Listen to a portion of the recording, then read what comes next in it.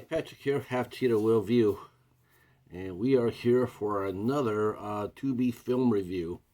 Uh, it's been a while since I've done one, but I was floating around there today, and I saw this title come up, and as soon as I did, I said I have to watch and review it, and that is from 2024. It's called Meth Gator. Now, the original title was Attack of the Meth Gator, but they dropped that into just Meth Gator. This is a Asylum movie.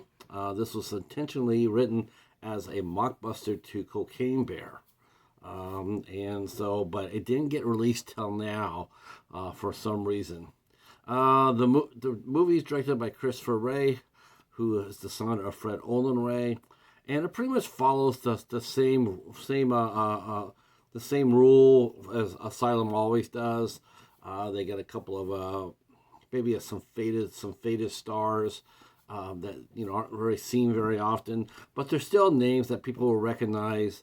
And then they're surrounded by some other either regular cast members on different Asylum movies or non-union actors down in whatever state they film in.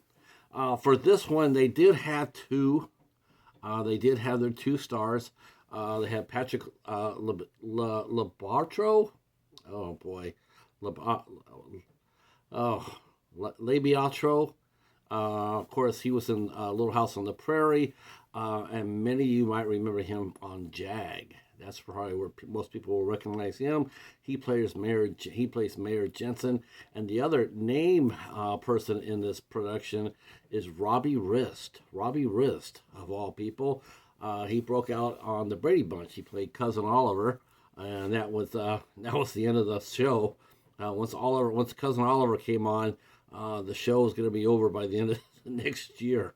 But Robbie Rist actually had a pretty good career. He got into music and DJing and radio shows. He actually had a pretty a lot of it was behind the scenes. He didn't do a lot of acting, but he came on here and did this film here, and he has a role as Trig.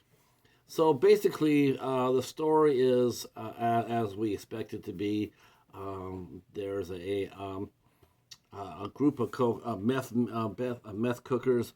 They're on a small island off of Florida, and they are going to be transporting some meth over to Florida to do their dastardly deeds.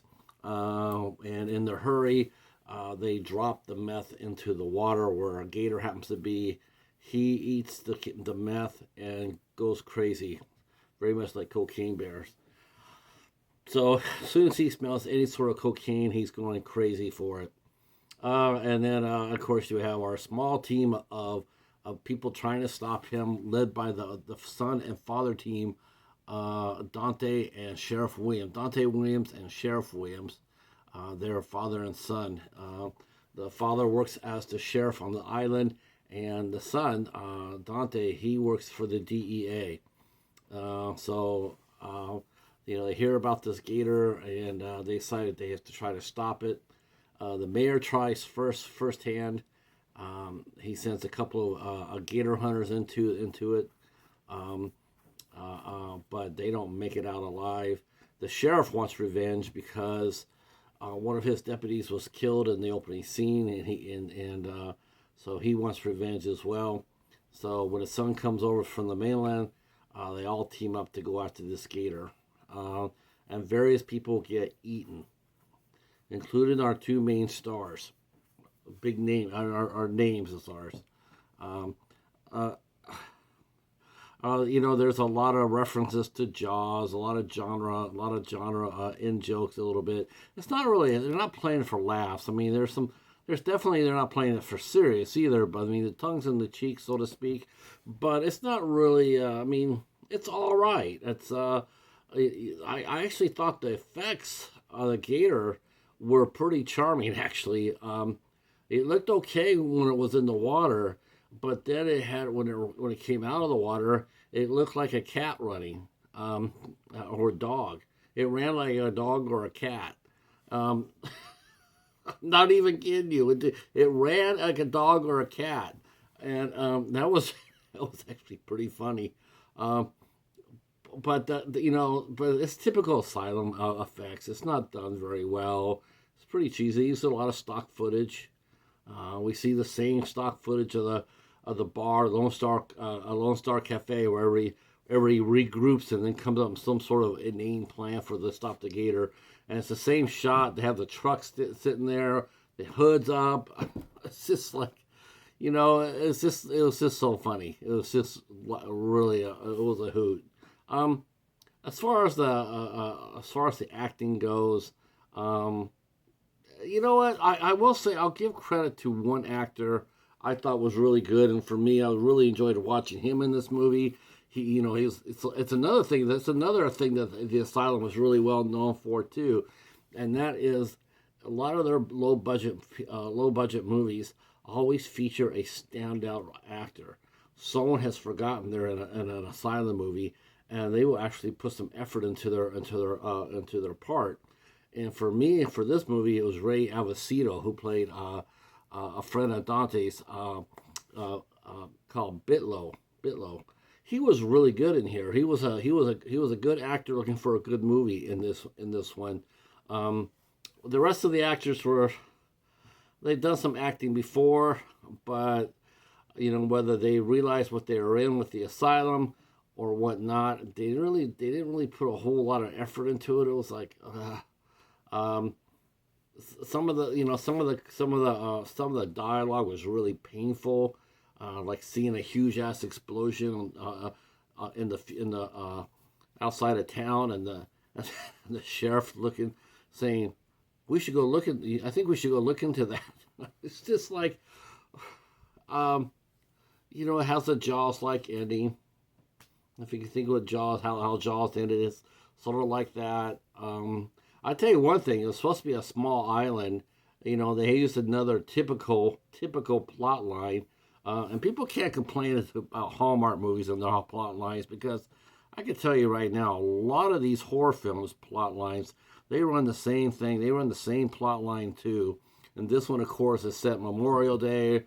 The mayor wants to keep the town open, and and they're telling them no, they have to worry about the gator, and it's the same thing we've seen so many different times. There's nothing fresh or original here in this movie at all. But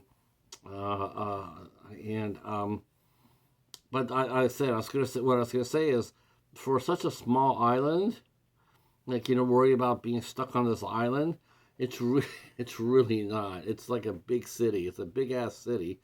And you can see the low budget all over the place on this. Pretty much like half the action takes place at this bar. When they do a little parade, they got like one cop car and one fire engine out there for it, and some extras. They managed to corral 30 or 40 extras for the crowd for the parade, Memorial Day parade. It's all supposed to be taken like, okay, you're imagining what's supposed to be going on here, but still, it doesn't have a really good look to it. It's okay. The kills are typical Asylum kills. There's nothing outstanding about that. It's all done by CGI. It's not that good. Terrible, actually. Nobody gets out of the way of the gator. I mean, they just stand there and let themselves get eaten up by the gator. It's just, it probably was made for TUBI. probably made for TUBI or for the Asylum channel that's running on Pluto. It was supposed to come out last year, but for some reason it didn't. And but it did get released finally, and it is going to be on physical media. A company called High Flyer is distributing this. So if you want to catch, if you like Cocaine Bear and Cocaine Shark and Cocaine Cougar and Cocaine Bear 2, which I hear is supposed to be happening, then you'll probably like this movie. But if you like good movies with some really good cast, really good actors in it, you probably won't like this one. I don't really do ratings so much for this one, but if I had to rate this one, I'd give it like a 3 out of 10. 3 out of 10. I thought the cutest part of the whole movie was the alligator running. He looked like a cat, and the only thing I could think of was maybe that's what a swamp kitty looks like, it's a swamp gator. I don't know. The running of the alligator was pretty cute, And there's one scene where they have some hot babes on a porch, on a patio, and that's it. I'm only mentioning the girls because Fred Olen Ray was well known for his movies with beautiful girls in it, and I think his son kept that tradition alive in one key scene. This is a rated PG movie, so there's no nudity. There's only one or two curse words in the whole movie, so this is totally fine for your young teen or whatnot. Your younger kids might get scared because it is a gator, but overall, no, I don't think they will be. All right, well, that's it for this. That's it for here for this Tubi. I'll leave the link down to Tubi where you can watch this movie along with the trailer. And if you plan on seeing Meth Gator, drop a comment down below and let me know what you think about it, if you liked it or not. If you're new to my channel, hit the like button, hit the subscribe button, and let you know next time I do a review. All right, that's it, and we will be back on Monday afternoon for Dollar Theater. As for Aliens will be up and running at 4 p.m. on Monday. All right, that's it for me. Thanks for watching. Peace.